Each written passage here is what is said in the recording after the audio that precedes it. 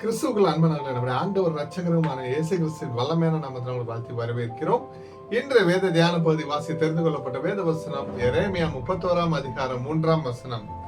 பூர்வ காலம் முதல் கர்த்தர் எனக்கு தரிசனையானார் என்பாய்.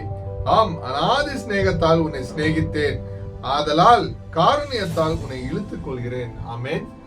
ஹல்லேலூயா. கிறிஸ்துவுக்குள் பிரியமானவர்களே, தேவன் இஸ்ரவேல் மக்கள் மீது கொண்டுள்ள நித்திய அன்பை வெளிப்படுத்துகிறார். மக்கள் பாவம் செய்தாலும், மக்கள் அடிமைத்தனத்தில் இருந்த போதிலும் அவர்களை கைவிடாமல் தன்னுடைய பேரன்பினாலும் கிருபையினாலும் மீண்டும் தம்மிடம் ஈர்த்து புதுப்பிப்பேன் என்று வாக்குறுதி அளிக்கிறார்.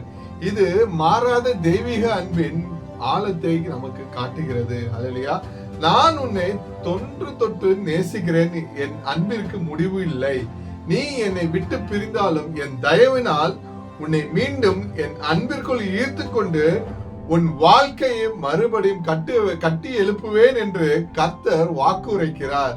நீங்கள் எவ்வளவு தூரம் விலகி போனாலும் தேவன் உங்களை இப்போதும் நேசிக்கிறார். எனக்கு பிரியமானவர்களே, எப்போதும் அவரது தயவு உங்களை தொடர்ந்து தேடி வரும் என்பது நிதர்சனமான உண்மை அல்லது அசைக்க முடியாத உண்மை. நம்ம அழைத்த தேவன் உண்மை உள்ளவர். கர்த்தராகிய இயேசு கிறிஸ்துவின் கிருபை உங்கள் அனைவரோடு கூட இருப்பதாக. ஆமென்.